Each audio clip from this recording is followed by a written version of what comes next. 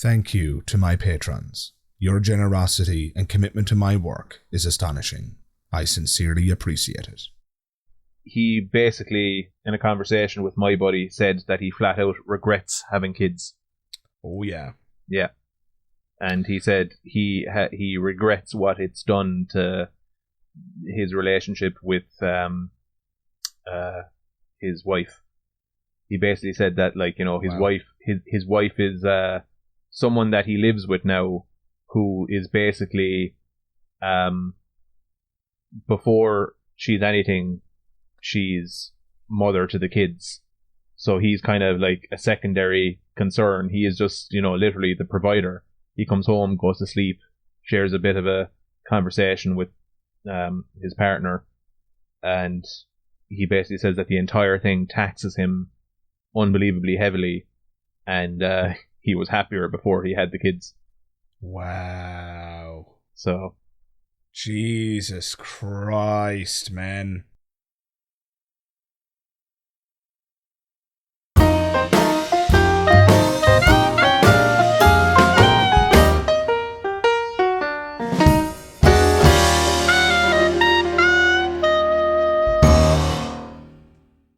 Hey everybody, Magic Skeptic here, and don't worry, the video is about to begin. I just wanted to take a moment to make you aware of my Patreon, the link for which can be found in the description below.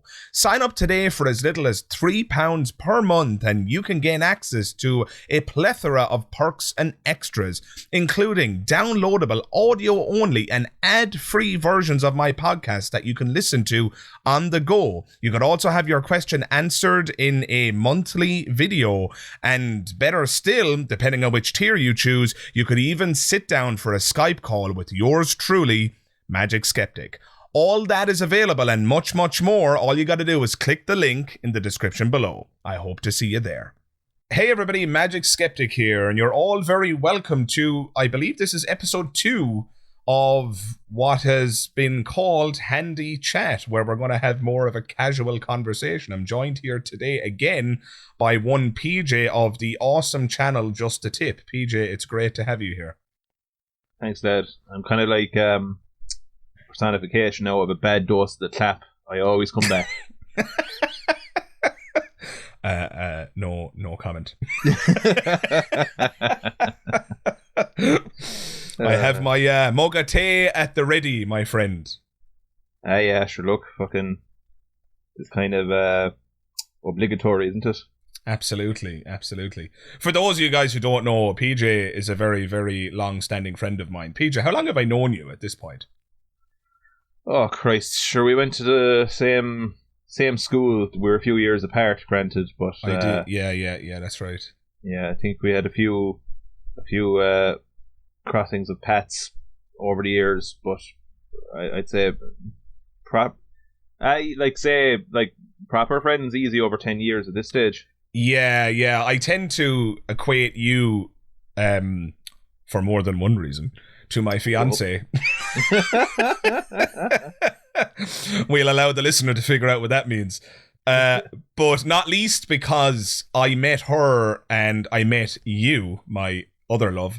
The same, like, not your met real you, but, life partner, but like I became friends with you. Like, as you kind of inferred there, we were always kind of like acquaintances. Like we had been in the same room on more than one occasion and had exchanged like pleasantries at one point or another. But I think it was about 2012 when I first became proper mates with you, and that's around the time I also met Becky. So around the time when The Dark Knight Rises came out.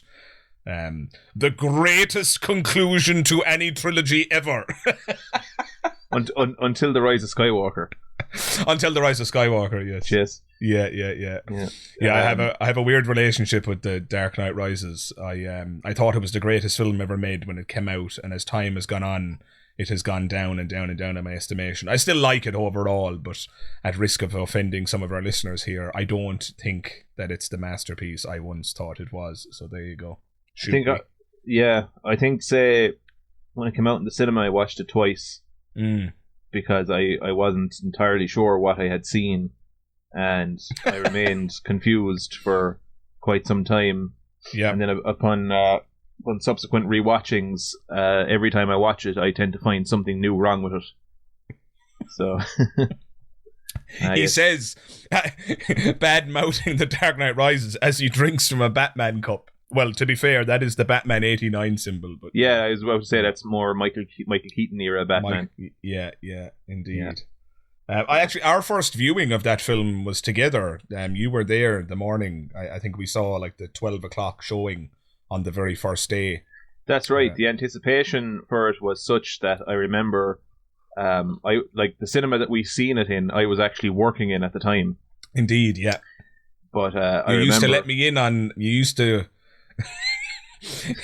This is what an idiot and a simpleton I am, right? So I remember one time going to this particular cinema that PJ is referring to, and oh god, I'm an idiot.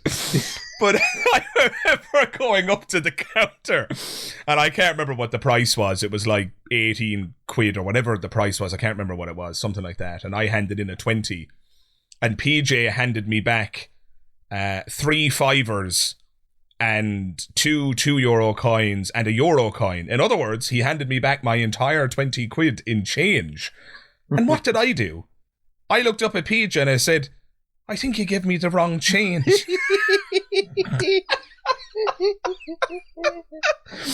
This is a very long time ago. This is like 11, 12 years ago. This is before I met my current fiance. I was actually with another girl at the time, and even she looked at me and said, you fucking ape. You know? and you must, like, I'd love to know what went on in your head at that time. You must have thought, that fella is the biggest moron on the planet. Like you handed it to me almost like a kind of and I in my innocence and my buffoonery thought that, oh, never mind. Anyway, that'll just establish for the audience what a moron I am, but they probably already knew that if they've been watching my videos. Well, oh goodness, I don't know.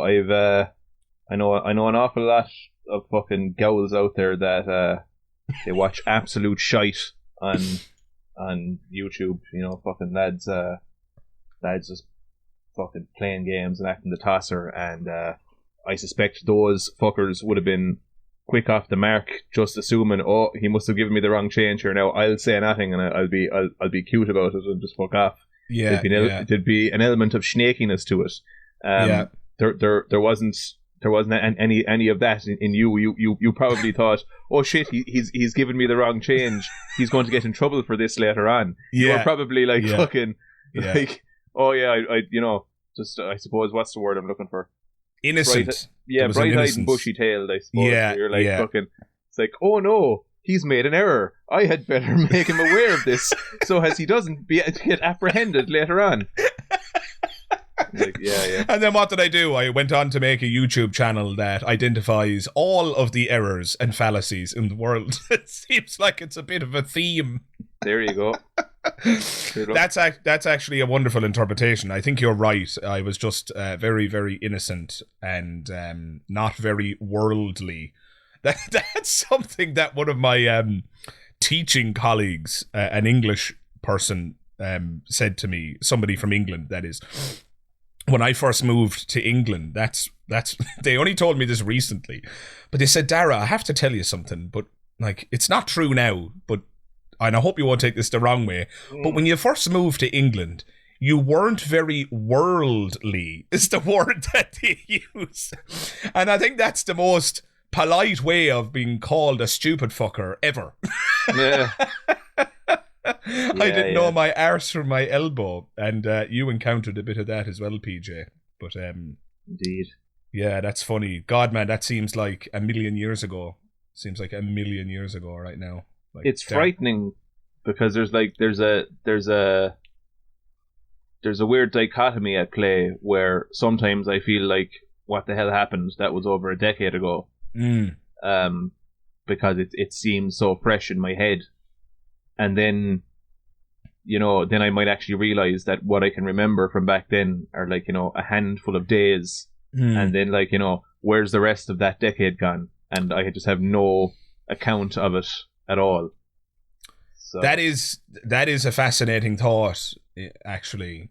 Yeah, it's like imagine you went out with a video camera, or look at me dating myself. If you went out with your mobile phone and you started recording everything, and then you opened up the video file at the end of the evening because you had such a large storage space in the phone, you were able to record for the whole 12 hours you were out and about for the day or something like that. And then you open it up and all the phone has captured is one still per hour. So you've got 12 pictures now from 12 hours. And that's kind of what human memory is like. Because you're right. When you think back through your life, you do just remember these little snapshots, and all of the rest of it just essentially might as well have never happened. It's like it's just deleted. It was so irrelevant to your subconscious that it just erased it. There's something I don't know if that's a good thing or a bad thing. It's just a profound thing to consider. Yeah, one thing that always makes me very uncomfortable, I suppose, is when Christmas rolls around and I invariably end up back up around Tipperary and, probably go for a pint and run into people. I'll often cross paths with someone who I mightn't have seen for, the best part of a decade or something.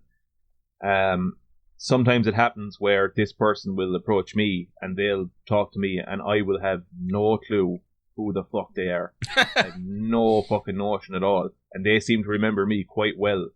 And that really bothers me, how someone can, remember me well enough to approach me 10 years later and have a conversation with me, and I can't for the life of me remember who they are. I find that to be very uncomfortable. Both, socially, it's a bit kind of like, well, this person clearly thought more of you than you did of them to say that you can't remember them. Yeah. There's that. That's not even the primary concern, but it scares me on a kind of existential level, I suppose. To kind of just be like, fucking hell, how many other people have you just forgotten? Well, you paid me a compliment about being innocent and morally decent when I mentioned about giving me the wrong change. So I'm going to return the favor now and say that the reason that person remembered you is because you are a very interesting individual. Anytime I've ever been in your company, and anytime we're in the company of other people, you are very frequently and very often at the epicenter of whatever is going on in terms of an intriguing conversation or in terms of a comedic story that's being told. Like, you often have people just crying their eyes out laughing, or regaling people with an interesting political or social opinion or whatnot. It's the reason that we're friends, because you and I are very alike in that regard. We gravitate to the same topics which raise eyebrows, topics which intrigue people and make people go, like, you're smarter than the average bear, if that makes sense. If somebody's at a party and the first 6 people they bumped into were like, Jesus, I love drinking pints, and then they bump into you and you're like, I think it was Nietzsche who once said, So it would be more likely someone just asked me, oh, hello, how are you? And to which I would just probably reply, shite. And that'd be the end of it. Wouldn't return the inquiry as to how they are or anything like that. Just bluntly, shite. Leave it at that. Or that. Or that. Yeah. Nietzsche or I'm shite. Yeah. So yeah, I think there's more of a reason to remember you, but the whole this insufferable cunt. The remembering snapshots of the past is a weird thing, but just also the other thing you mentioned, just how quickly the last 10 years have gone. I know this is probably going to sound pedantic to some of my listeners. I've looked at my analytics and I actually have a considerable number of people, if the analytics are to be believed, and I see no reason why they shouldn't be, but I have a considerable number of people in my audience who are in their 50s and 60s, some even in their 70s.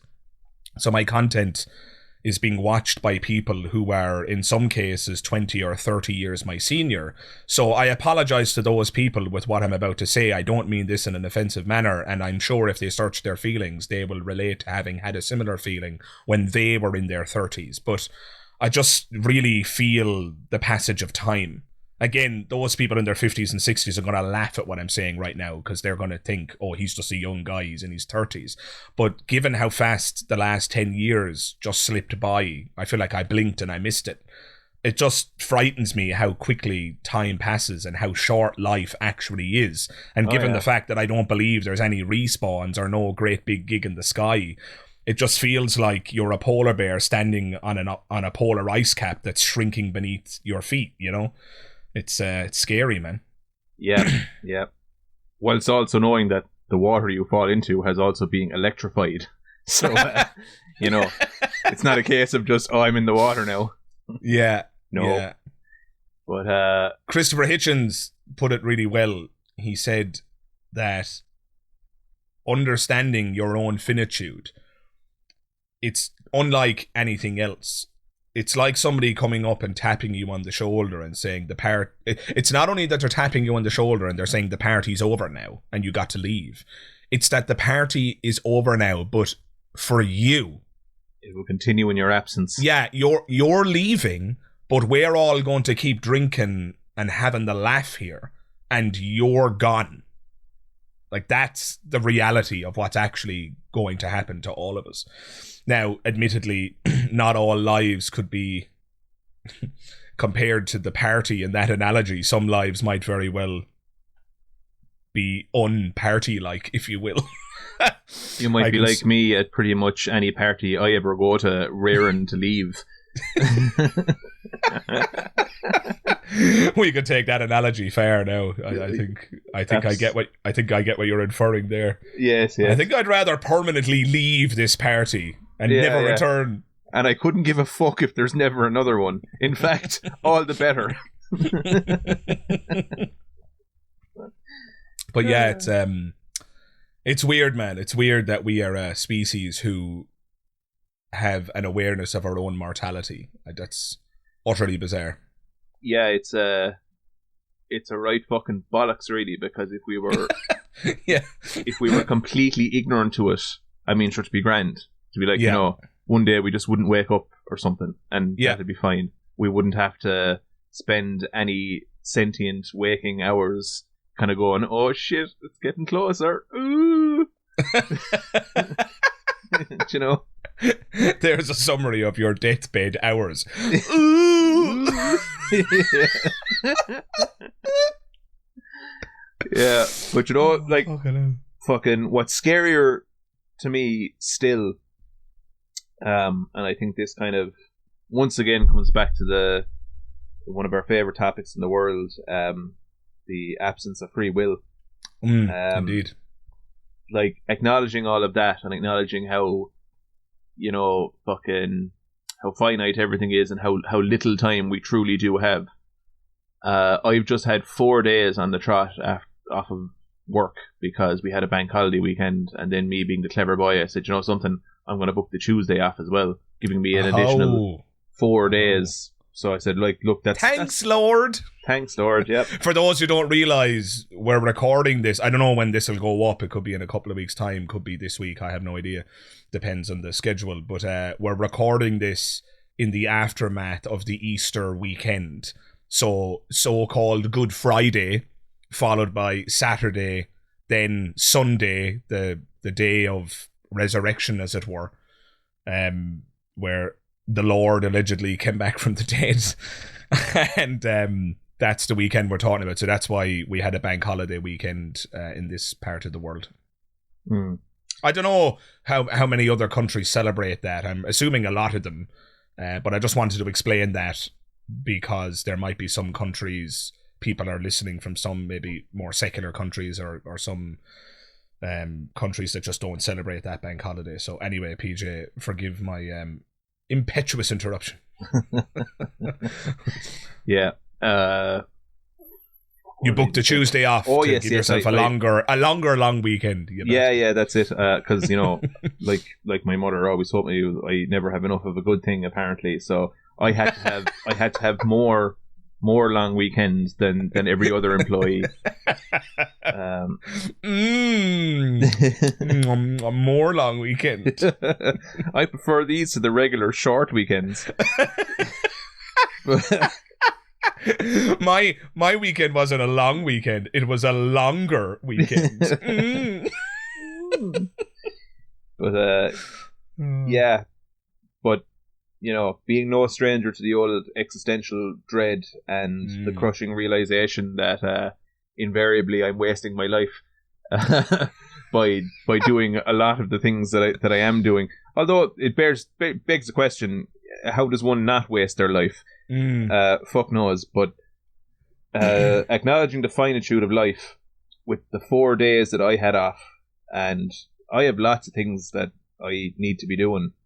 I've been trying to release the third part of a trilogy of YouTube videos for a year and a half now, and I've been unsuccessful in doing so. Speaking of which, the link to PJ's channel will be in the description for those who want to check out his content, and I highly recommend you do that.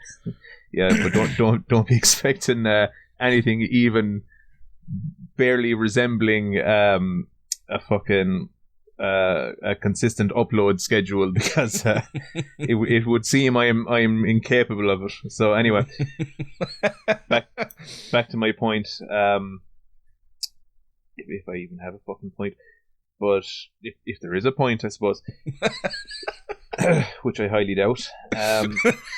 But anyway, the finite nature of existence acknowledged, and me being the clever boy and planning ahead and having my 4 days off.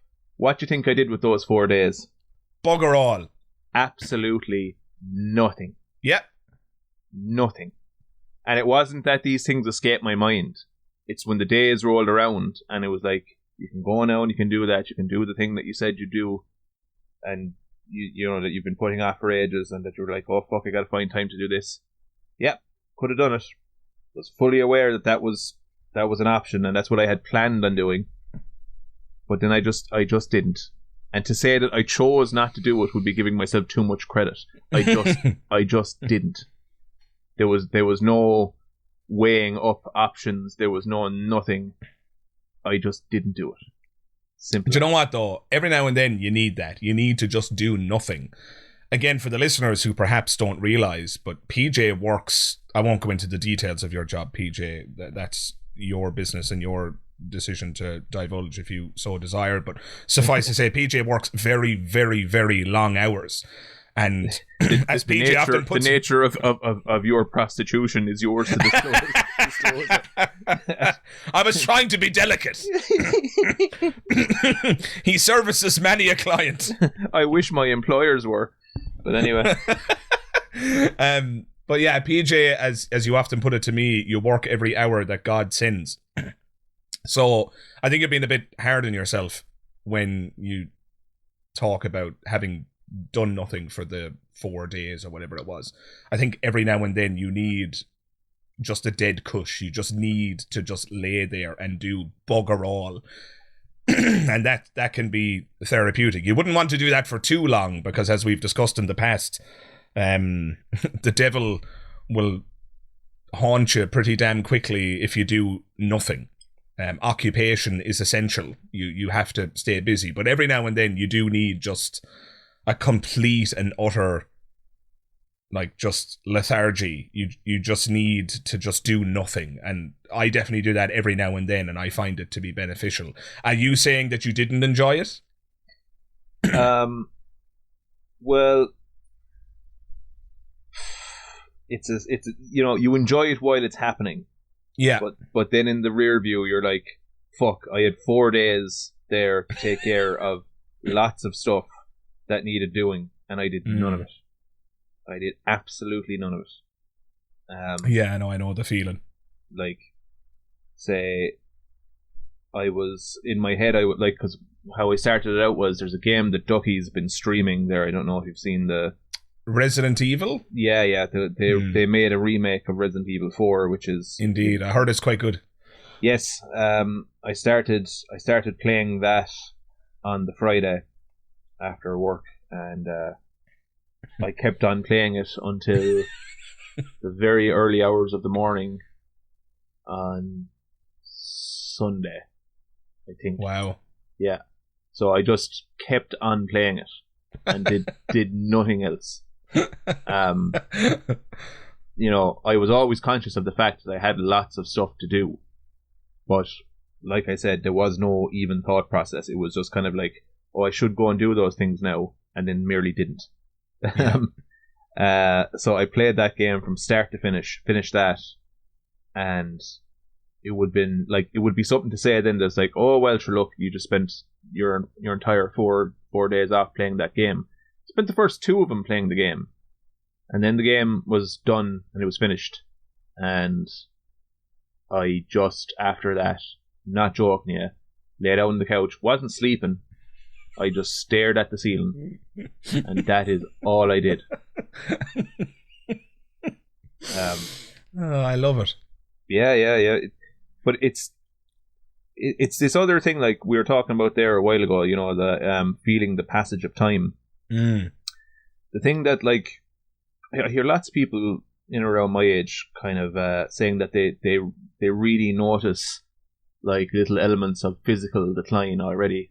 Say I'm 34, and like they're starting to notice that things weren't as good as what they used to be. I'm not even noticing anything that's really worth talking about there, but what I am noticing something like just my will to do things has just fucking evaporated, and I'm just like, you know, I couldn't be bollocksed with pretty much anything. Like I remember not so very long ago, I was getting kind of frustrated, just kind of going, fuck's sake, everything's gone shit, everyone is fucking off, fucking in their stupid long-term relationships and probably have a stupid fucking baby or a couple of them, and no one's around anymore, and nobody's any fucking crack anymore, and I was giving out about the entire world in my head, and I was like, everyone's gone shit, everything's fucking rubbish.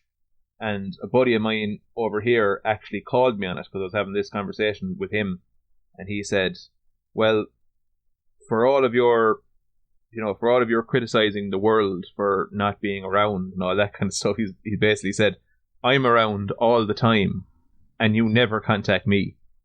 Oh. Yeah. Wow. Yeah. Shots fired. But yeah, the second he said it, it was like someone just slapping a giant fucking pot beside your ear, and you're just like, oh my god, he's 100% right. Yeah. I couldn't defend against that now for a second, like, and I actually said, you're spot on. I instantly conceded to that, because I couldn't have been more fucking wrong. But I've been cursing people for a long time now, kind of thinking that the problem was external to myself. Yeah.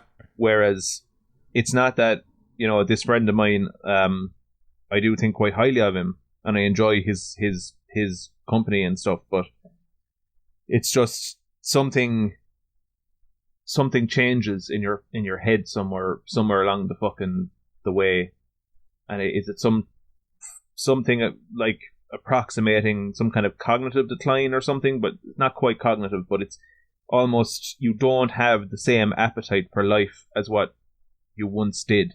There was one time where if I imagined going home and going to bed at something like, say, 10:30, that would have been, you know, that would have been because I was sick or something. There's no way that would have happened. I would have called up to someone. I would have went over to see somebody. There would have been someone around. So it's this weird fucking thing of like, yeah, you're 34 now, and like, not alone has everyone decided that they're going to go off and commit themselves to things like kids and mortgages and jobs that ask quite a lot of them, but it's like, myself, I noticed like that appetite for anything seems to have fucking receded, and I'll find myself with time on my hands, and every other day of the week I will whinge non-stop about people all being gone to shit now and people not bothering doing anything and how everyone's useless, only then to realize that fucking, you know, like I'm the worst offender of the whole lot of them. I will sit there on the couch and I will stare at that fucking ceiling. I won't even turn anything on. The TV might be on in the background. It might be some video that has been selected purely on the basis that this video will ask nothing of me and will provide a bit of ambient sound. But I'm not watching it. I'm looking at the ceiling and I'm just doing nothing.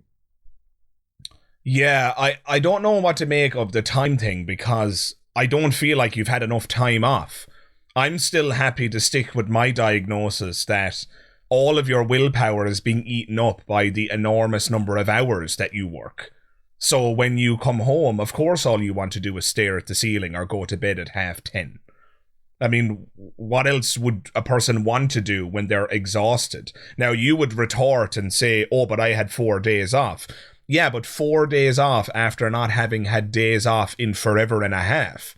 That's not long enough for your body to reacclimate and rediscover a zest for doing things, right?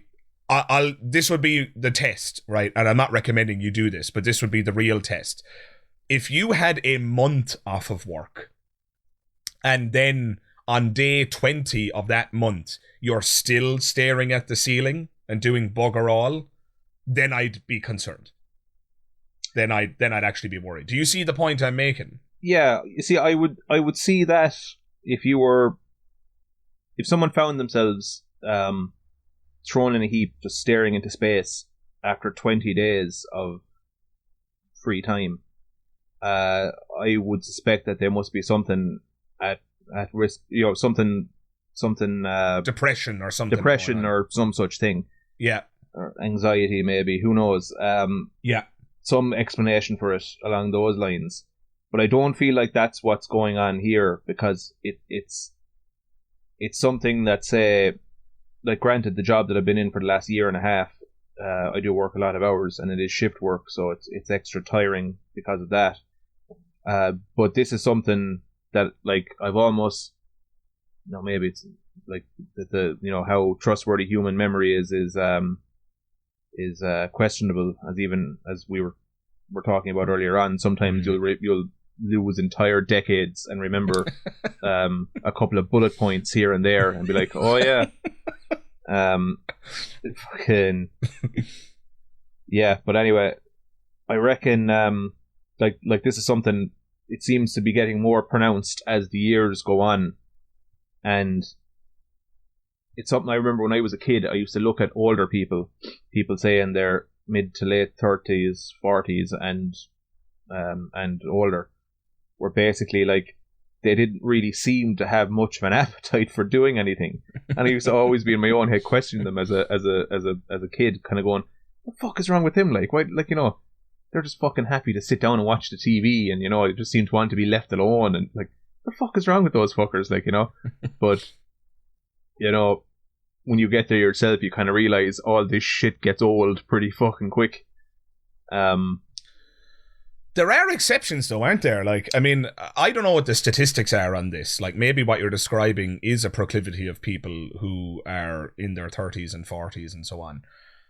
Perhaps, by the way, let's invite the listeners to comment here. If you are, as I pointed out in my analytics, if you are in your late 30s or 40s or 50s or whatever, comment below and let us know if PJ is describing you. Do you feel the feeling he's describing?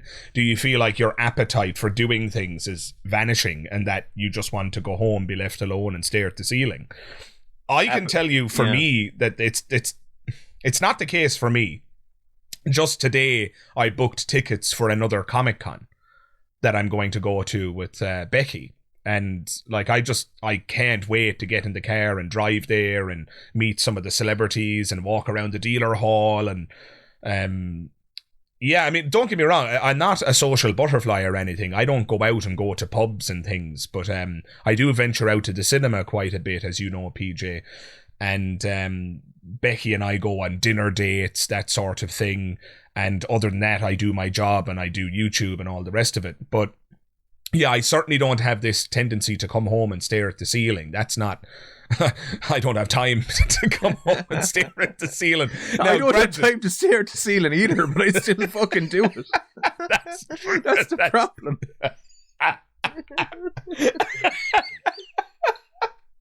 I was just about to add a caveat and say I better clear that up because it sounds like a mild insult, as though you have time to do it and I don't. What I meant was, like, when I say I don't have time, it's completely voluntary. The reason I claim not to have time is because YouTube eats up all of my time. But I could, in the morning, if there were free will, decide not to do it anymore. And then I'd have loads of free time outside of my job hours. But I can't choose not to do it because I have a compulsion to do it. I can't explain why I have that compulsion. Just like you presumably can't explain why you don't have the compulsion. Again, we're back to the spectre that lurks at the foundation of this conversation, and that is determinism. There is no free will, and so what you're describing in some meaningful sense is inescapable until it becomes escapable. Like, you don't have any volition in this thing that you're feeling. But yeah, all I can say is that I'm afraid to say I can't really relate. I definitely have days, like I said to you, where I just want to be left alone by everyone and everything, and I just want to stare at the ceiling or go to bed. That happens. But I'd be lying to you if I said it happened a lot or anything like that. So yeah, I would love to hear from our listeners though, and hear if they've had similar experiences to what you're describing, PJ, because if it is something that happens in my mid to late 30s, remembering at the time of recording I'm 31, so PJ is a little bit older than I am, so maybe I have this to look forward to in my mid 30s. We'll see. Well, these are the kind of things that you have to look forward to as life goes on. You know, life keeps on presenting you with these lovely milestones where you realize, you know, not alone do I not have the time to do things anymore, I don't have the will to do them. You know? What do you make though of those people who are, you know, I won't use myself as an example because, as we've already established, I'm 31. But, you know, we could just do a quick Google and you'll find 40 and 50-year-olds who are out there doing lots of things. They're running marathons, or they're setting up businesses, or they're getting involved in charitable work, or they're volunteering at the local soup kitchen, or whatever they're doing. You know, there are people out there who are just alive with the zest of life, you know. Like, what have they figured out that you haven't? I suppose. I mean, one can only hypothesize, I suppose. Maybe it's just a different set of environmental conditions and different electrical signals in the brain, different brain chemistry, different fucking genetics. I don't know. A collection of factors that lead to a different outcome in this deterministic reality that we live in. I don't know. Yeah, I would be tempted to conclude that there is nothing to figure out. It is, my behavior is as innate to me as their behavior is innate to them. It's kind of like how, say, there's aspects of my parents that I said that I would never grow up to replicate, only to realize that those things, they kind of snuck in while I wasn't looking. And in certain ways, like, you know, it just, as the old saying goes, the breathing would break out through the eye of a needle.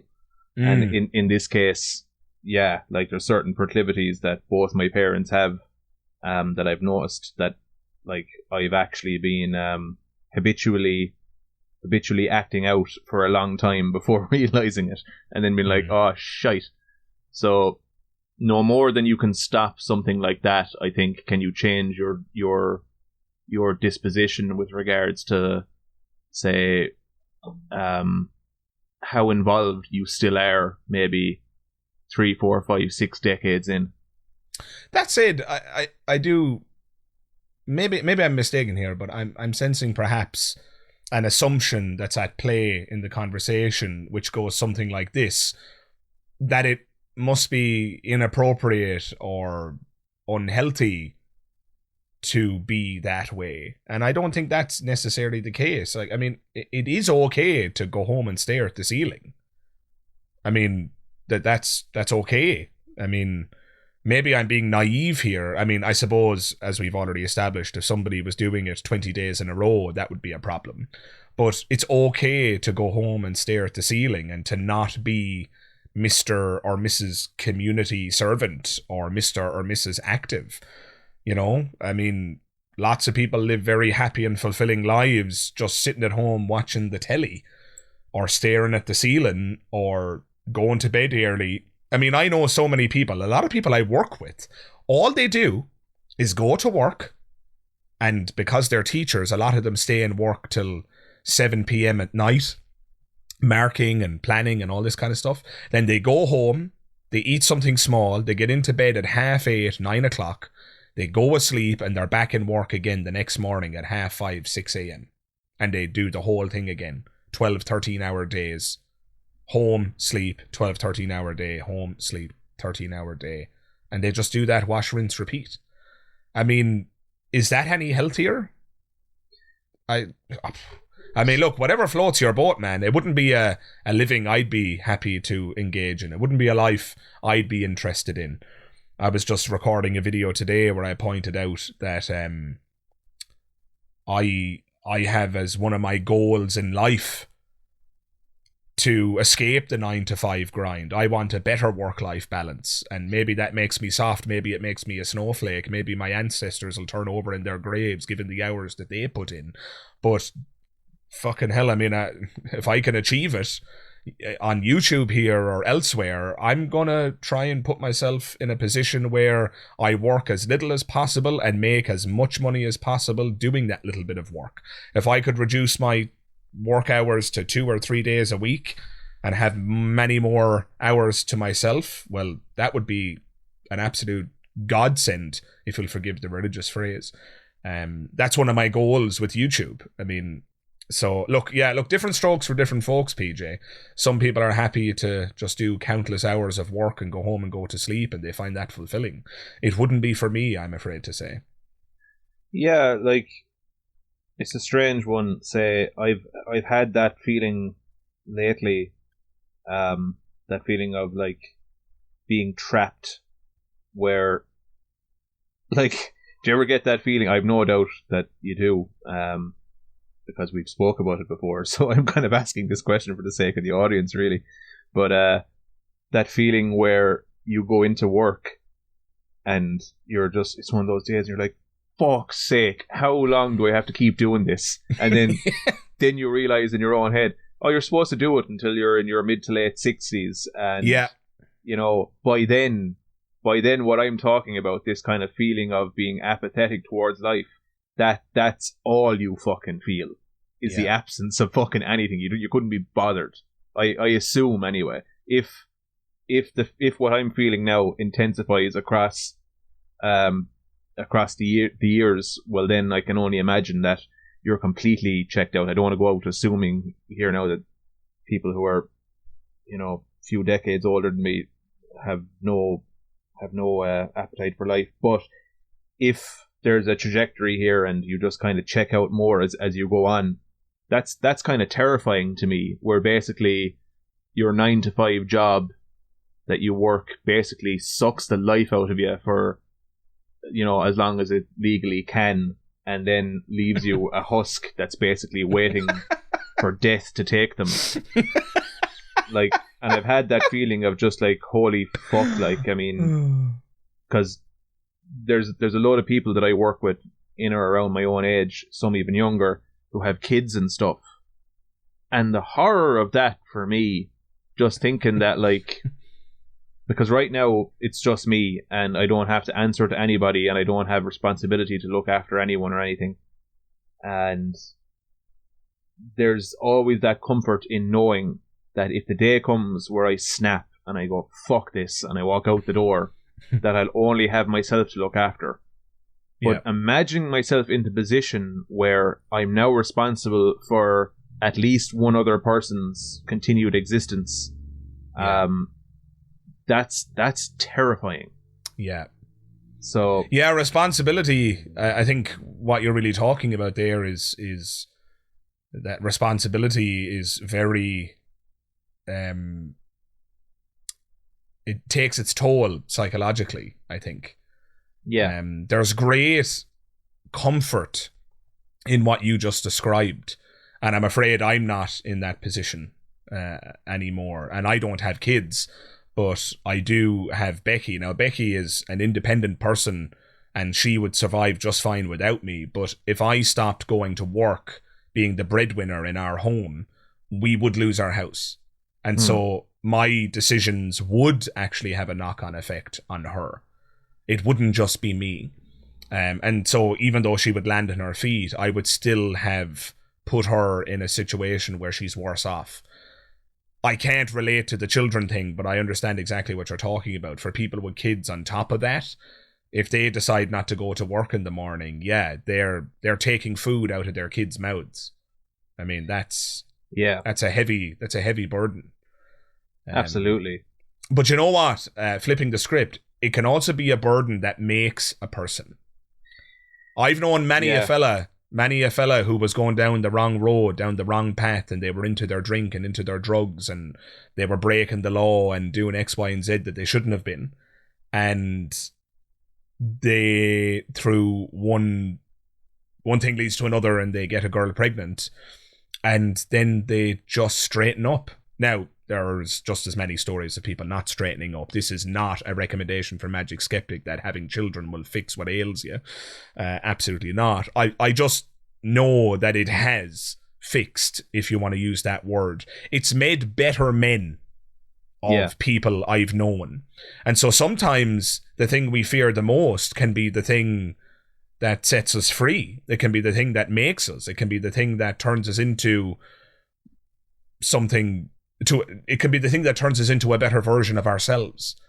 And so I do feel it's important to mention that I have seen it go the other way. But I totally get where you're coming from, PJ. It can also go the other way, where it's just a terrifying burden, and where a person feels more ensconced and more trapped in their utterly dull, vacuous 9-to-5 existence, where now they're chained to that existence, because if they leave it, they're hurting not only themselves but others, and that can be a very precarious and dark place to be, I can only imagine.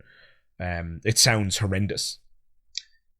Yeah, like, say, the amount of people now that I've crossed paths with over the last few years, that, you know, just from a quick overview of their lives, it seems like that they've resigned themselves to kind of like, yeah, this is what I do now. I just provide for my family, and I'm happy with what little bit of free time I have. If I can have a couple of cans in the backyard, you know, of a Saturday afternoon or Saturday evening or something, you know, and that's my lot, and then the rest is kind of back to the grind. And then for what tiny bit of time you have left over when you're not fucking working, you know, that's going to be populated by, well, you have to spend some time with the kids now and stuff. And I just don't know how people do it, and maybe I'm just fucking showing my hand here in terms of what a fucking lazy, irresponsible bastard I am. But whatever. If that is the case, fine. But I'm petrified of being in that situation. But like you said, maybe it would have the inverse effect on me. It could. Who fucking knows? Who knows? Exactly. Yeah. I have read, and look, I'm not an authority on this, and I couldn't possibly tell you where or when I read it, so take what I'm about to say with a pinch of salt. But I have read, and this was fascinating and counterintuitive. It could very well be bullshit. Remember, take it with a pinch of salt. But again, now, after those two warnings, I'll finally say it. I have read that men also go through hormonal changes when they have a partner who's going to give birth to a child. It's as though your own body recognizes that you're about to be a father. Now, again, I have no idea of the epistemic status of that claim. It could be hogwash, could be absolute nonsense. It could just be purely kind of psychosomatic. Maybe it's just that it's a placebo or something. Placebo, but yeah, something like that. But whatever the case may be, you and I, to my knowledge, don't have any children. To my knowledge. I should hope not. There's been a few scares along the way. Well, let me tell you, there wouldn't be any born the last few years after me anyway. That's a fucking fact. It's alright, I give them a fake name. They'll never find me. So long as this channel doesn't blow up, I'll be fine. If there are any out there, they are immaculate conceptions. Yeah. In every sense of the word. Yeah. I'll start believing in God then. Yeah. I didn't impregnate you. It was the Lord. That's our Lord. Get him to pay the child support. Yeah. I hear the Vatican is rolling in it. It is purely coincidental that the child bears somewhat of a resemblance to myself. The child was bound to look like someone. Yeah. It just happens to look like me, you know. Yeah. God, I've lost my point now. I was just going to say, neither of us have kids, to our knowledge. And, so we're not best placed to hypothesize, I suppose, or to talk about the kind of change that having a child can exert on your psychology. And again, I'll invite the audience here. This is a very kind of this is a more audience participation video than I expected, but because we're talking about matters that I feel are outside the bounds of my experience, and given that my analytics are as I've described them, I just feel like this is an amazing opportunity to ask people to throw in their 2 cents. And so I will say this to the audience right now. If you are a parent and you had a change in psychology along the lines that PJ and I are describing, again, jump into the comments below and let us know. Did that change in psychology surprise you? Did that change in psychology come out of the blue? Did it happen overnight, or was it a slow, gradual thing? Did you go asleep and wake up and feel transformed? Was it instantaneous when you were told, oh my God, we're having a baby? I'm just riveted by questions like that. I would love to know what the audience thinks, but I can see both sides. And you know what, PJ? The truth is, it can probably go either way depending on the individual. Yes, I was just about to mention that. That's probably the truth of the matter, isn't it? There are some boys who become men as a consequence of becoming a father. And then there are some boys who just run away and become a deadbeat dad when they find out that they're a father. And then there are some dads that hang around and don't do a good job even though they've hung around. They piss about, or they're not supportive, they're not loving, and they can be abusive physically or verbally or what have you. And so, look, there's a whole spectrum there, isn't there? Yeah, like say, a close friend of mine, he told me about a conversation that he had with someone he works with, who has, oh Christ, I can't remember, is it 2 or 3 kids, one or the other. But the fella may be about 6 years or so, 5 or 6 years older than the pair was. So he's in his late 30s. Early 40s. Thereabouts. Yeah. But he had a conversation with my friend. Now, this is all secondhand info. This is a story that was told to my friend that I'm now relaying. But he was having a conversation with this guy, and where this guy candidly, and apparently now this lad, he's the kind of fella, like, kind of man a few words, doesn't say something unless he means it, kind of thing, or that's the way he was described to me. The strong, silent type. Yeah. As Tony Soprano might put it. Yes. So he basically, in a conversation with my buddy, said that he flat out regrets having kids. Oh yeah. Yeah. And he said he regrets what it's done to his relationship with his wife. He basically said that, like, you know, his wife is someone that he lives with now, who is basically before she's anything, she's mother to the kids. So he's kind of like a secondary concern. He is just, you know, literally the provider. He comes home, goes to sleep, shares a bit of a conversation with his partner, and he basically says that the entire thing taxes him unbelievably heavily, and he was happier before he had the kids. Wow. So, Jesus Christ, man. yep. Fuck. And he candidly you've said, just shaken me to my core. Oh my God. yep. You know, You've just described my own personal nightmare. Yeah. Oh, man. Yeah. Basically said, like, you know, himself and the wife, in terms of any type of meaningful connection or conversation, they're kind of like ships passing in the night now. And it's basically all just practical stuff that they communicate on. And either party is too tired beyond that. See, I'd be tempted to call this story bullshit if it wasn't for the fact that I've actually Googled this very topic. Yeah. Now, some people might say, "Oh, Magic Skeptic, why were you Googling that?" Well, for those of you who don't realise, and PJ will know this because he knows me better than most, but I'm a very obsessive-compulsive person. And before I do anything or explore anything, I do an immense amount of research and reading about it. So I'll give you one example of that's funny, and then I'll try and make my way back to the regretting having children point. So if I get off track, PJ, try and restore the conversation for us. But I remember when I was a far younger man,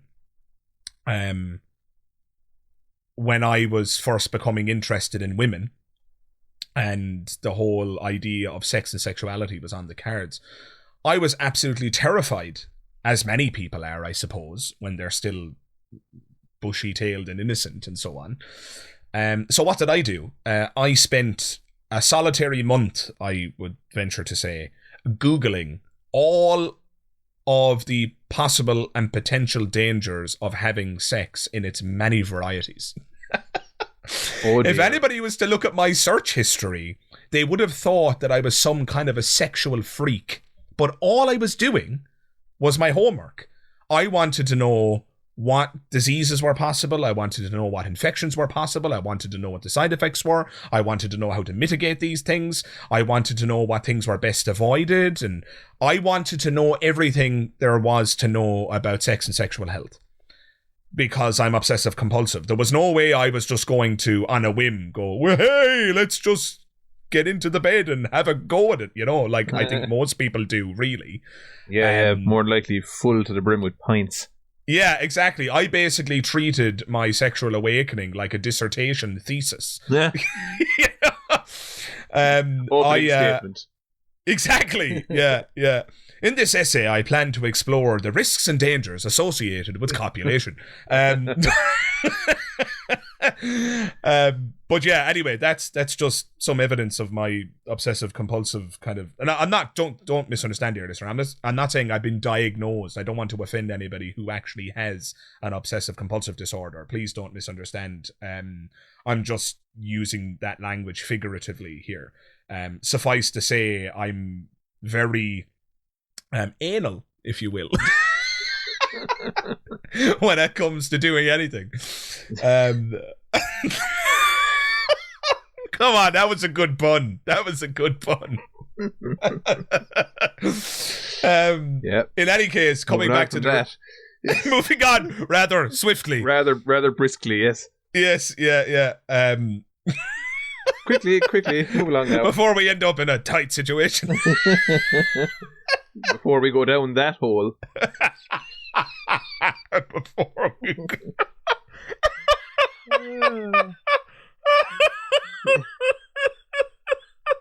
Before we go down that hole. Oh, God, above. Anyway.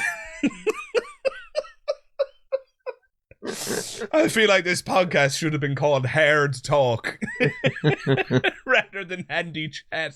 Yeah. Oh, Christ above. Anyway, so Becky and I have spoken about having kids on a couple of occasions. We may not. It's beside the point right now. But as soon as conversations like that started happening, again, Mr. Obsessive Compulsive here, I just immediately swamped myself in articles and pages and pages of information about what the potential outcomes are for having children. And, you know, aside from the obvious that you're going to have financial burden and things like that, I wanted to know what the emotional and hormonal consequences are. And one of the things that I learned, which terrified me, and I dare say at this point it's almost put me off of having children. I may change my mind. Again, it's I'm agnostic on having kids at this point, I would say. But what I read is that women go through hormonal changes that causes them quite literally to reject their partner.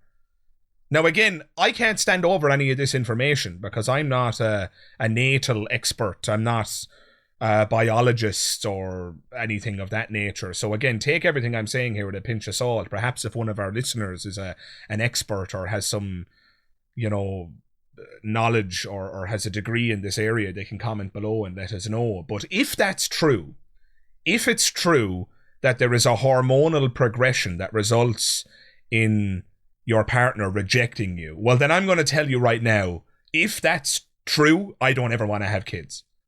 I don't ever want to know about it. I don't want Becky and I's relationship to become like the one you described, PJ. I don't want us to be, how did you put it, ships just passing in the night. That's just awful to me. Because, and look, maybe this will be a bit too cheesy for some, but I mean what I'm about to say. Becky and I have ridiculous chemistry. PJ knows that. He's come here to England and stayed with us on numerous occasions. And before we ever moved to England, PJ knew Becky and I personally, and we were very often in the same room and for nights out and all the rest of it. My fiance and I, we have ridiculous chemistry and we get on like a house on fire. And it just works as is. We have a wonderful life together. And it just seems to me, PJ, that if we add kids to that mix, it could make it even better. It could strengthen our relationship. It could make us an even more powerful and self-fulfilled couple. But it could also destroy us. And my question is, why gamble? Why gamble? Like, yes. why would I bother? If, you know, using the gambling analogy, if I'm sat at the poker table, and let's say at the start of the night, I put 100 quid on the table in chips, right? 100 quid in chips. If it comes to later in the night and I've doubled that 100, so now I'm sitting on 200, and then there comes an opportunity to stick all of my chips in the middle so that I can get maybe, double it again or whatever. There is a risk there. Yeah, I could double my money. And now rather than go home with 2, I'm going home with 400 and suddenly I'm 300 quid up. Or I could lose everything in that gamble and go home with bugger all, not even the 100 quid that I put on the table in the beginning. And so there is a risk, to bring this analogy to a close. I think there's a risk when it comes to having children. The story you just told me horrifies me because it serves as confirmatory evidence of something that I read many moons ago. And so we've never spoken about this, or I know we've spoken a little bit about having kids ourselves in the past, but you never told me that particular story, PJ. And so hearing that story now is just, it's terrifying to me. And I hope I don't sound like I'm being melodramatic to the listeners, but I mean it when I say it, that really shakes me to my core and it really frightens me off of having children. Yeah, you asked a question there, and I think it's worth maybe expanding on a bit, but when you asked why gamble, yeah, that's a question that that, you know, like, say I've played devil's advocate with the idea of potentially having kids just to maybe try and catalyze some sense of meaning out of the whole fucking thing. So admittedly it would be a selfish pursuit, which I think if anyone is honest with themselves, that's what it always is. Yeah, but, I guess so. Yeah, like, I mean, you're not doing this for the benefit of the person that doesn't yet exist, you know? So yeah. And it's debatable whether you'd be doing them a favor or not. But anyhow, absolutely, yeah. So, I think it comes back to the free will question I know from first-hand accounts from female friends who basically have relayed stories to me where basically they said, for a certain window of time in their life, the inclination to reproduce is incredibly strong. And one female friend of mine who I'm very close to, I remember she would basically switch gears completely mentally once we'd be out somewhere and we might encounter a woman with a baby or something. She would just go into this state of just like, oh my god, and I'd just be, oh, for fuck's sake, come on. And like, I remember with past girlfriends as well. And in the interest of fairness, I'm not going to say this is just purely a woman thing and kind of going, oh, here's all my anecdotal accounts of women going mad over babies. But say men aren't as candid about it, and I'm not sure it's exactly the same thing for the same reasons. It might be, one might be neurological, one might be an innate desire to reproduce or to pass on one's genes or whatever, and the other might be something that was fostered into them. So I don't know what the causes are, but I do have other friends that they wouldn't be able to candidly admit that, they want to have kids or something like that, but everything about their actions would suggest otherwise. I've known men that, like, if you just connected all of the dots, it's kind of like, you seem to be trying pretty difficult to end up with a kid, and only for sure enough, these kind of lads that I'm talking about here now, these were always the lads to fall out of the circle of friends first, where they would have had kids pretty early, because it seems like whether they were willing to admit it to anyone else or to themselves, that there was some kind of an innate drive to put themselves into that situation where they were now a father, and that was that. So to answer the question of why gamble, I think an awful lot of people, it's just hardwired into them, and they don't seem to be able to kind of take a step back and go, should I do this? Shouldn't I do this? It's and that's also terrifying. Yeah, I think the best evidence for it being a hardwiring thing is the people who just obviously shouldn't have children because it's suboptimal to do so due to them being very poor, for example. Yeah. Right? If you are in a poverty-stricken circumstance, it's obviously not a good idea to have a child. And yet people just have children anyway, whether it's due to an accident or whether it's due to just not being able to say no, or maybe it's due to poor education and just not knowing how to use contraceptives effectively or what have you. But yeah, it just seems like it's inevitable that people are just going to have children. This is for the reason why the Catholic Church's abstinence only policy for contraception is hogwash.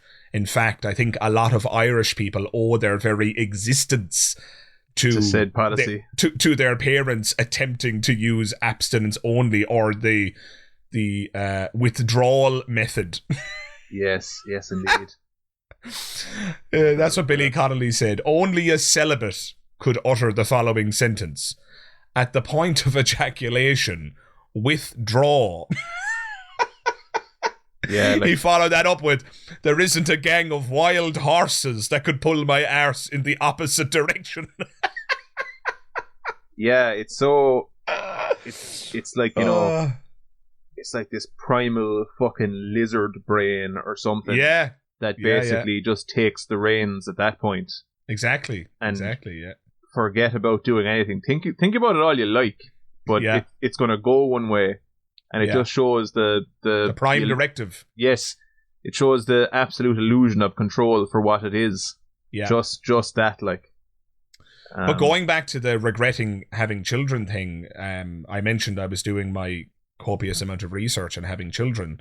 The one thing I encountered was what I told you, that there's an actual hormonal change where a woman rejects her partner. The reason why, just to clear that up, or at least the reason that was alleged in the article I read, is evolutionary in nature.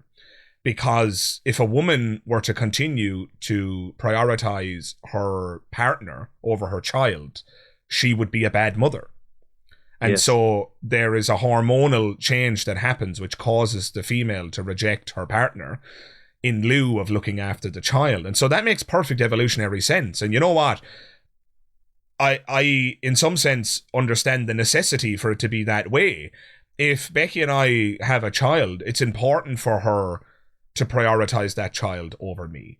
Otherwise, she would not be the best possible mother she could be, right? But tabling that, the other thing I read when I was exploring this topic, I found a considerable number of message boards that had thousands and thousands and thousands of anonymous comments from parents who were admitting the same thing, that they hate their children and that they regret ever having had them. Yeah. So I think there's way more people out there, given what I've seen online, I think there are far more people out there who regret having children than we realize. But they don't own it. They don't say it out loud because it's so taboo. And because the little fucker is alive now, you can't look at little Johnny, fucking 11 years old, and say, I fucking deeply regret having had you, you prick. Yeah. You know? You just can't do that. Yeah. You are the end of the good part of my life personified.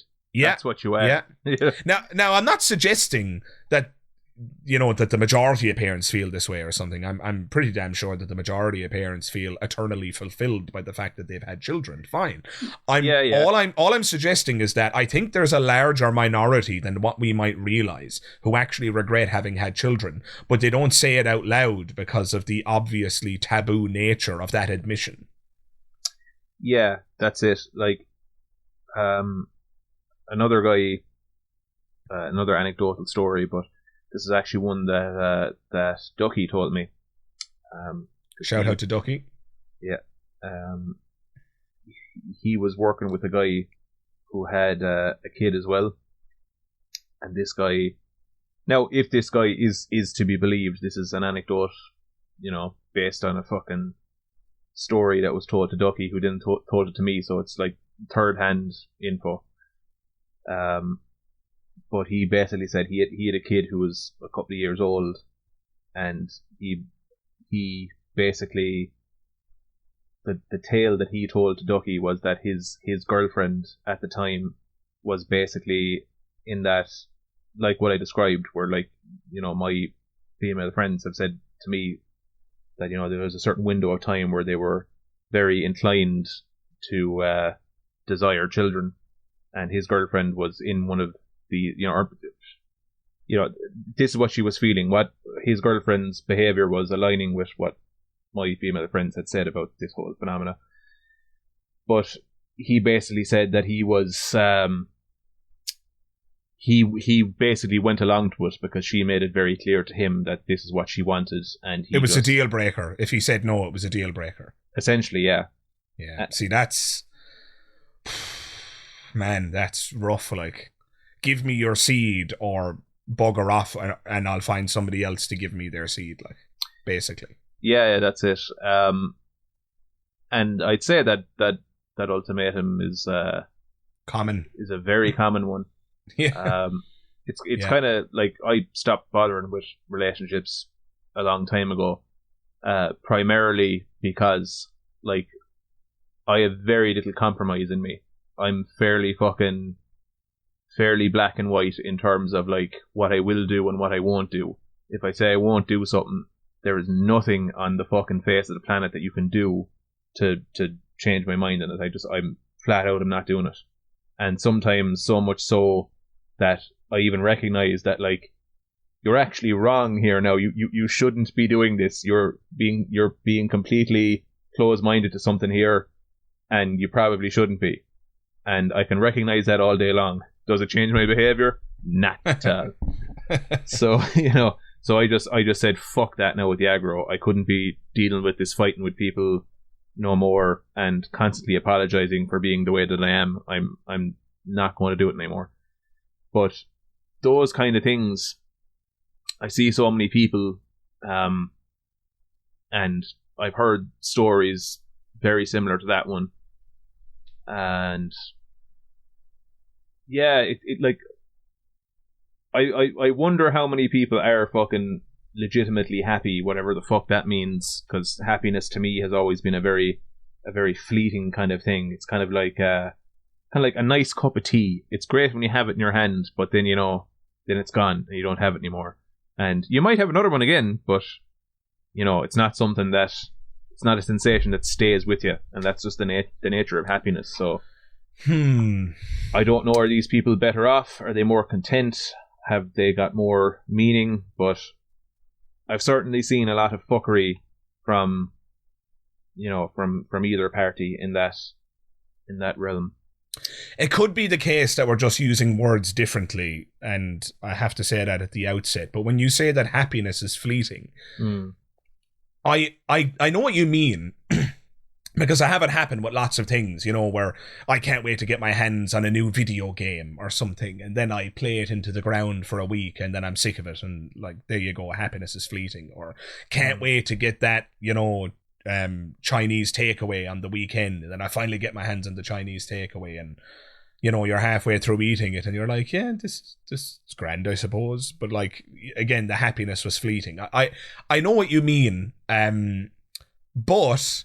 And again, cheesy though it might sound, all I can say is that that's not the case when it comes to my feeling about Becky, where I just have this continuous, what feels like reservoir of joy and contentment that I derive from my relationship with her. And again, I'm not trying to be cheesy or get sympathy points or get the audience to go, no, I'm not look, I'm just, I promise and I assure you that I'm speaking in a purely, technical, factual sense, that my happiness with her, I can assure you, is not fleeting. It feels continuous. It feels like it almost rejuvenates itself, almost like a snake when it loses its skin, when it peels or sheds or whatever the word it is that they use, and so it's got a brand new fresh coat again, looks all shiny and beautiful or whatever. That's the weirdest analogy I've ever used for anything ever, to be fair. But yeah, I don't know, man. I don't know if happiness is as fleeting as you describe. I've definitely had experiences, Becky being at the top of the list there, where the happiness that I have and continue to have is far from fleeting. It's continuously fulfilling. So I don't know what you'll make of that. But yeah, that's the only sense in which I would disagree. I think we would probably agree on 99% of things where, yeah, that's fleeting. Oh, I got a new phone. Oh, brilliant. And then in a week, you're chucking it on the table as if it's nothing. Not caring if it gets damaged or not, because the new car smell has worn off. It's the novelty is gone. Yeah. But that doesn't appear to be the case. Now, unless you this is what I mean by using words differently. Maybe by fleeting, what you mean is, oh yeah, but that will expire eventually. And maybe it will. But I was interpreting fleeting as a far shorter process, where something gives you fulfillment for a very short period of time, and then it kind of, those neurons in your brain become exhausted, and then you don't care about that thing anymore, and you move on. So I don't know, what do you make of that, or does that serve as a challenge, or have I misunderstood you? Were we just using words differently, or what say you on that? Well, I'm not making any hard claims or anything, but it kind of, I'm just hypothesizing. Jesus, I can't even speak anymore. But I'm basically just fucking trying to figure out, what people are doing, and fucking, are they actually any happier for it? Because maybe it'll fucking inform my decision to try and figure out how to be anything that approximates happy, if that is indeed a realistic goal. I wonder, is the word content, is that Is that better? I think of it differently. I don't. Perhaps it'll sound like I'm contradicting myself, given comments I made earlier about trying to escape the 9 to 5 work grind and so on. But I view my number one goal as the search for meaning, not the search for happiness. The search for happiness is just kind of like hedonism, and if all you're looking for is pleasure, and I'm not saying you specifically, and perhaps you meant something else by happiness. Maybe you meant meaning when you said happiness. That's entirely possible. But I find that people who just search for nothing other than pleasure end up living a pretty vacuous and unfulfilling existence. I think meaning is a much better target to set your eyes on, because meaning can be found in the strangest of places, including some pretty negative and dark places. Sometimes pain and misery can be a great catalyst for meaning and discovery and insights. I know that I've learned an incredible amount by going through the various trials and tribulations that I've encountered, be it the loss of loved ones or personal struggles through education or university, or trials and tribulations in my own relationship, or moving to England would be atop the list there in terms of trauma that I've experienced, leaving the country of my birth, my family behind, and so on. There's an immense amount of meaning that I've derived from all of that, despite the pain that I felt while enduring it, and the meaning and the lessons that I've learned from that. If I had my time back, I suppose I would do it all again, because I think I'm a better person now that I've survived those experiences, and so maybe having children can provide meaning for your life. Maybe that's a better way of thinking about it. In fact, now that I think of it that way, I find it difficult to imagine that there wouldn't be an immense amount of meaning to be had in rearing a child, in naming them and teaching them morals, and oh crap, I'm kicking the camera here and everything. But I don't know. What do you think? Well, just in relation to that there now, I don't know, am I repeating myself here now, or did I go off on a tangent and not actually say the bit that I wanted to, which is highly probable, because I do this all the time. When we were talking about that story that Ducky relayed to me about the fella that he used to work with who had the kid. She gave the ultimatum. She gave the ultimatum, yes. Yeah. But he basically relayed to Ducky that,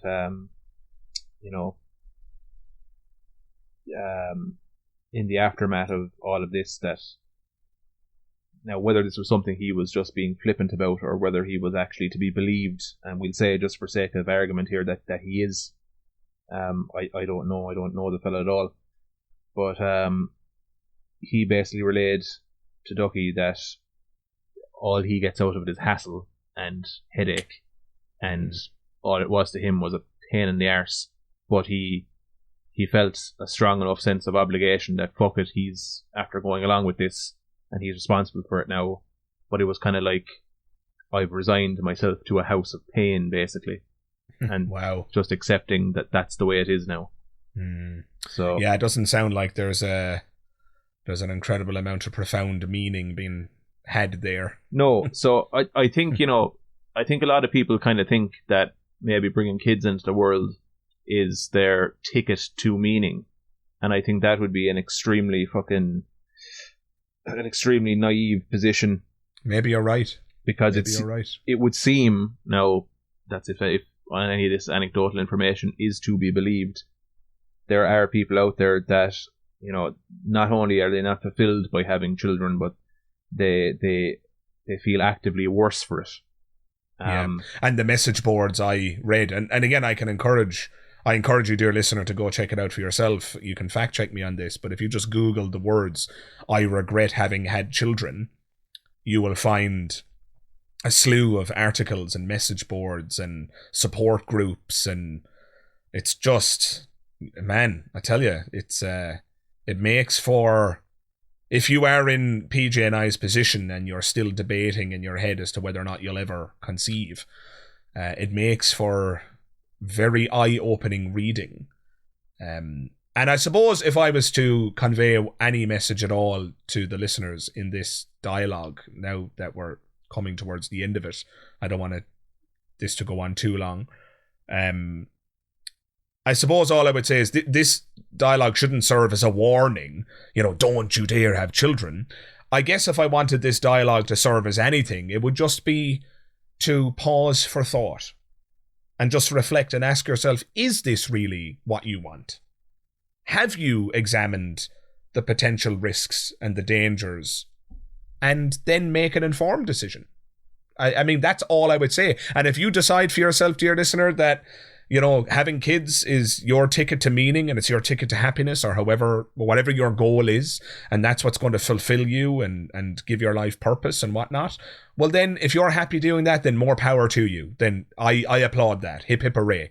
Different strokes for different folks. But all I would invite you to do is to reflect on it before you commit yourself to something hook, line and sinker without having thought it through. And I think that's pretty solid advice. Wouldn't you say, PJ? Yep. PJ's just like, yep, don't have kids. Yes, that's right, Magic Skeptic. Kids are bastards. Just blow it into the sink or something for fuck's sake.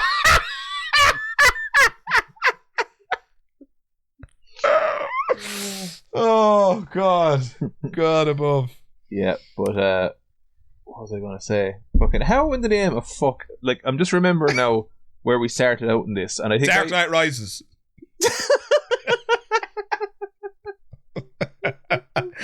Started out talking about how shit the Dark Knight Rises is. And got to. Although there's arguably a phallic connotation in that title, so maybe that's how we got there. Yeah. Yeah, well, the Dark Knight Rises, and then he was dismissed by his partner because she had gotten from him what she needed. Yeah. You see, now look, we brought the conversation full circle. I will say, at risk of opening a whole new tin of beans here, I would love to get your thoughts on this in closing. I do have to say this out loud, and it's a sickening thing. I know some people who are fathers, and they're fathers because their partners baby trapped them. There are people out there, scrupulous and deceptive people, who will surreptitiously and secretly discontinue the use of their contraceptive pill or intrauterine device or whatever contraceptive method they're using, and then not tell their significant other and make a pregnancy happen without getting their partner's consent. And I think that's absolutely appalling. And I think it's worthy of mentioning in this conversation, given that we're talking about the Prime Directive. I think it's important for people to be aware that there are rather unpleasant individuals out there who will trap you in this situation. And I think people don't talk about this phenomenon. In fact, and I won't name names here, and I think you'll know who I'm referring to, PJ, but there's one particular person I know whose partner boasts about this. Boasts. I caught him. You know? I mean... It's like you were fucking throwing a lump of paper at him across a classroom or something. Yeah. I got him, but... I got him. I suckered him good. He had no chance. He had no idea what he was getting into. I said to the stupid fucker, there's no need where Johnny there, flag away. And the stupid bastard did it. Yeah. What a fool he was for believing you. Yeah, what a fool he was for trusting you. Yeah. And I'm sorry, I mean, maybe our listeners will be divided by this. I would certainly hope that they wouldn't be, because I think this is a very clear-cut case of despicable, deceptive behavior. Yeah. And look at the potential consequences. Now, in the particular case I'm talking about, it worked out because this particular person was happy to be the father to the child that they unwittingly conceived.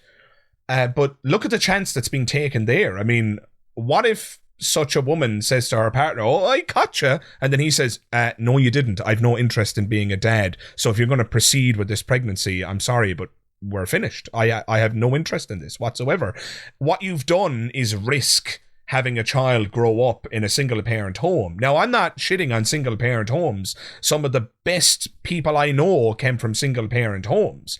All I'm pointing out is that if it's going to be a single parent home, I would rather it became a single parent home via another method than you deceived your partner so badly that you broke their heart and they felt the need to leave you because of your deception, because of your baby trap. That's all I'm saying here.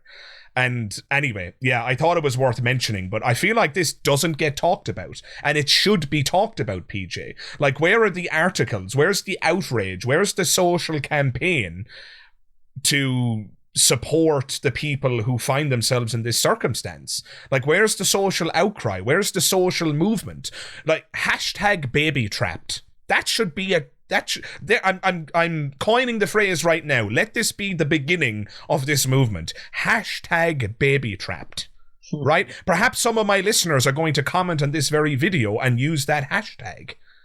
And if you do, dear listener, I have to say, I'm so sorry that happened to you. I think it's appalling. I think it's a despicable act. And the fact that there are women out there who are so nonchalant about this says everything we need to know about the taboo that needs to be created about this topic, about the social pressure that needs to be created, because it's a despicable act and it should be recognized as such. Oh, I gotcha. I mean, oh my God, are you kidding me? Like, yeah. Anyway, like I'm ranting, so go ahead. I definitely knew someone who was in that position when we were very young. I say very young, like we were 18, but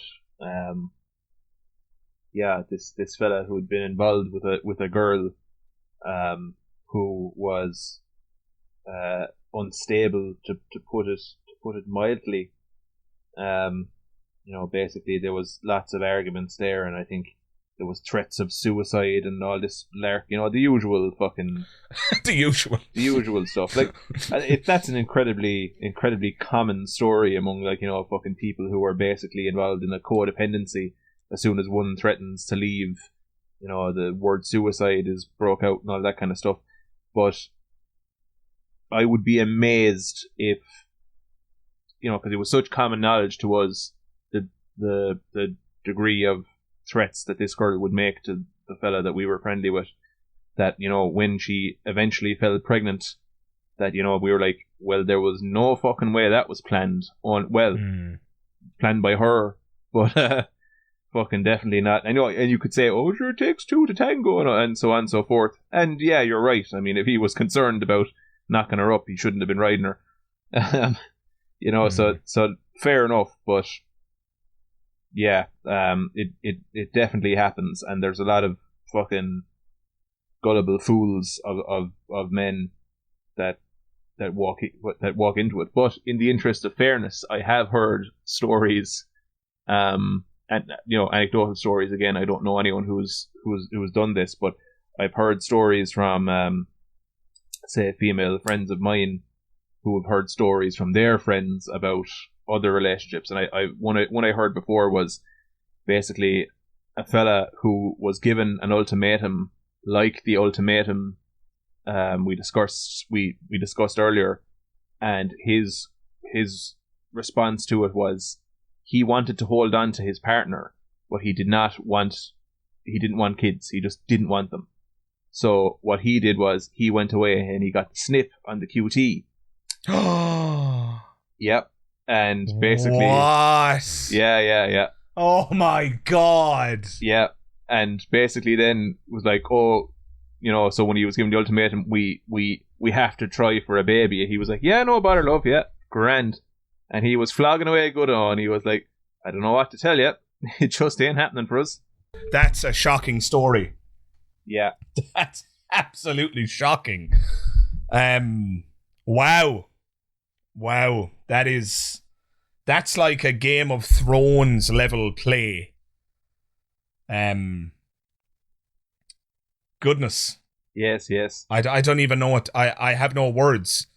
I don't even know who's the worst person in that situation. Like, I mean, maybe I shouldn't say it that way. Maybe it's fair enough for somebody to give somebody an ultimatum. I mean, if you really do want to have kids and the other person doesn't, I guess there has to be an ultimatum at some point. And so I don't even think she did anything particularly immoral. If anything, the woman in this scenario is a good person because she didn't try to baby trap the guy. She gave him an honest ultimatum. If anything, he's the scumbag in this situation because he's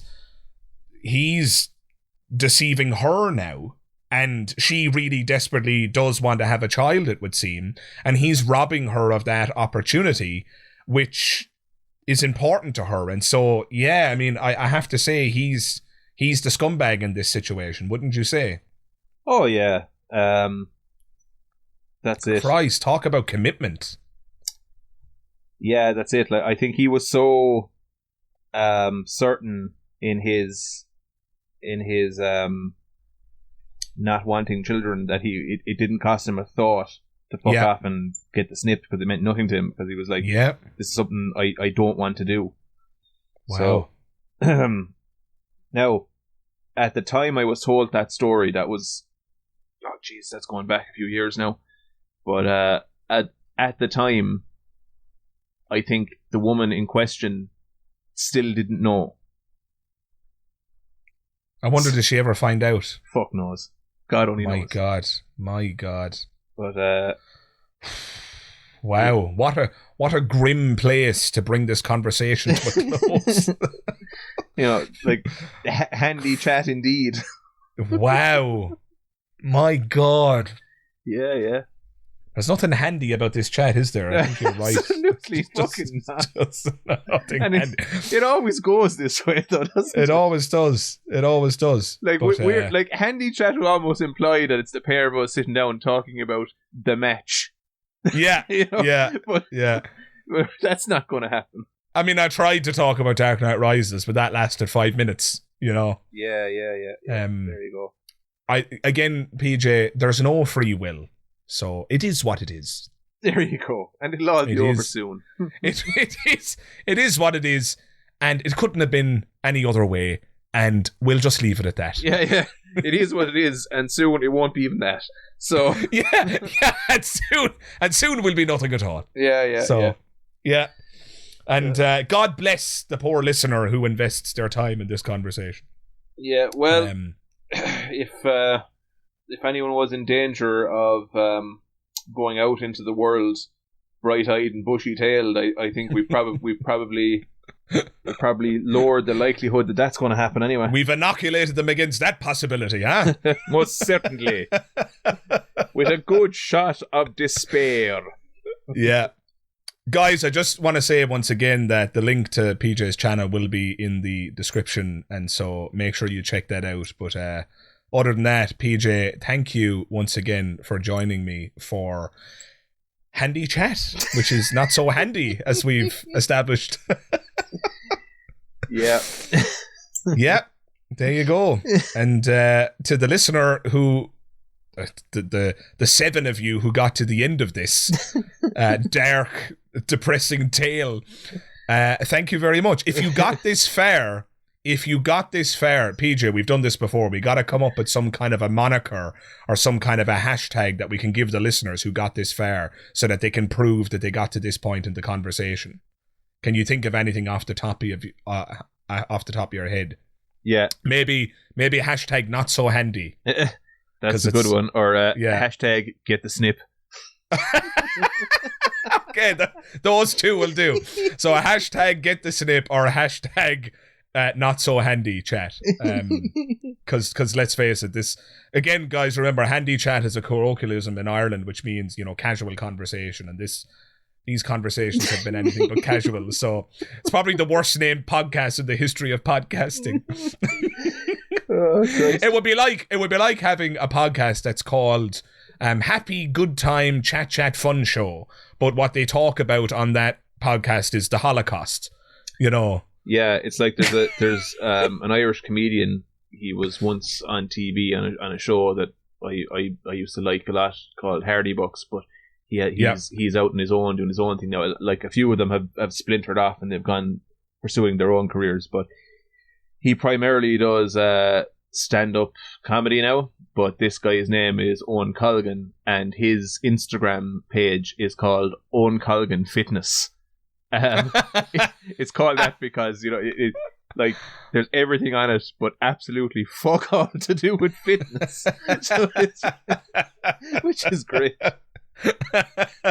That's very funny. Yeah. That is absolutely brilliant. Yeah.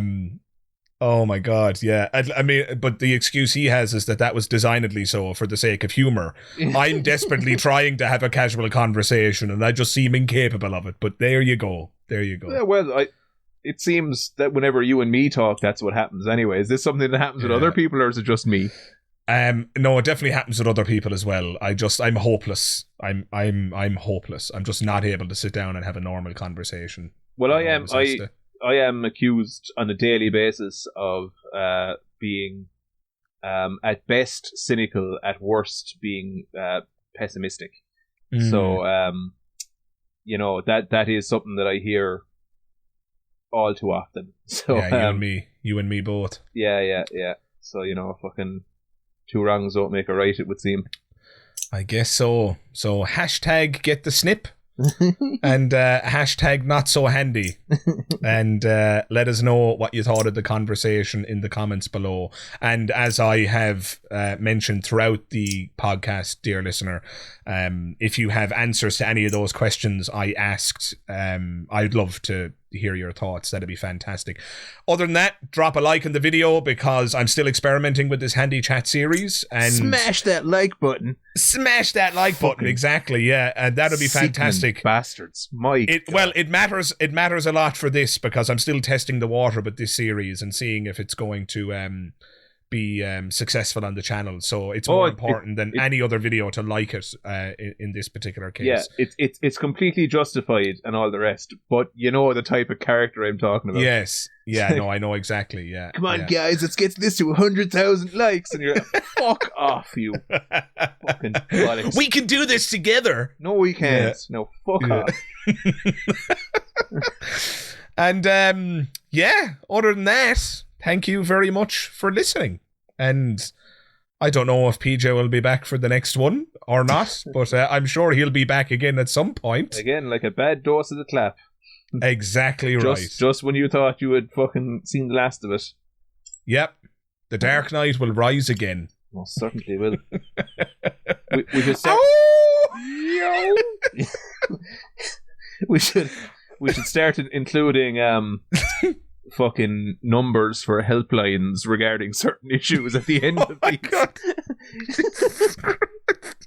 If you have been affected by any of the issues that have been discussed in this show, please dial. You know, Christ above. Anyway, I got it. Life is shit, and then you die. I have to end this conversation. Christ above. Goodbye. We'll see you again. Good luck.